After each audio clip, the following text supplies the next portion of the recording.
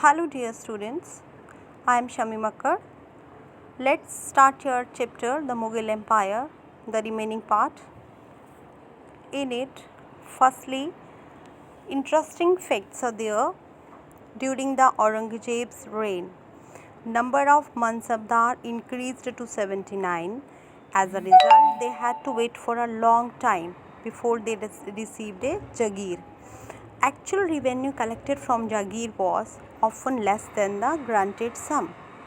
As a result, Jagirdar or Mansabdar started collecting as much revenue as possible. Aurangzeb was unable to control this, and thus the peasantry suffered a lot. Next one is Jamidars. Jamidars, the Mughals used the term Jamidars to describe all intermediaries, whether they were local headmen of the village or the powerful chieftain.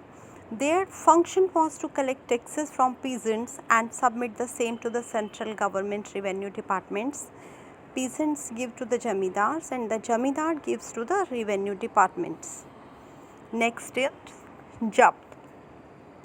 Japt was a revenue system under which each province was divided into revenue circles with its own schedule of revenue rates for individual crops. Akbar's revenue minister was Todarmal. He carried out a careful survey of crop yield for a 10 years period. On the basis of this, data tax was fixed for each crop in cash. Next, Subedars and Subas. Abul Fazl explained that the Mughal Empire was divided into provinces called Subas. Subas were governed by a Subedar who carried out both political and military functions.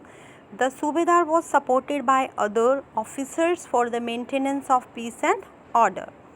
Other officers were also included as Diwan.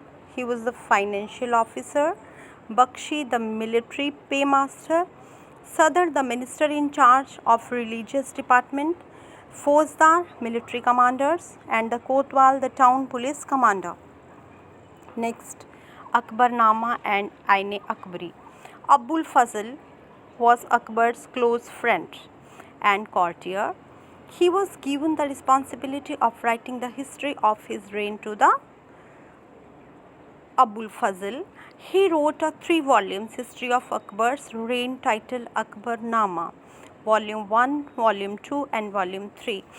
In Volume 1, it dealt with Akbar's ancestors, and in Volume 2, it recorded the events of Akbar's reign.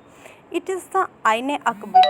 It deals with Akbar's administration, household, army, the revenues, the geography of his empire, the traditions and the culture of the people living in India. Statistical details about crops, yields, prices, wages and revenues. Religious development during the Akbar's reign. Akbar started religious discussion when he was in Fatehpur Sikri in 1570s with ulamas, Brahmans, Jews, priests, Zoroastrians. The discussion took place in Ibadat Khana. Akbar developed the idea of Sulh-e-Kul or universal peace.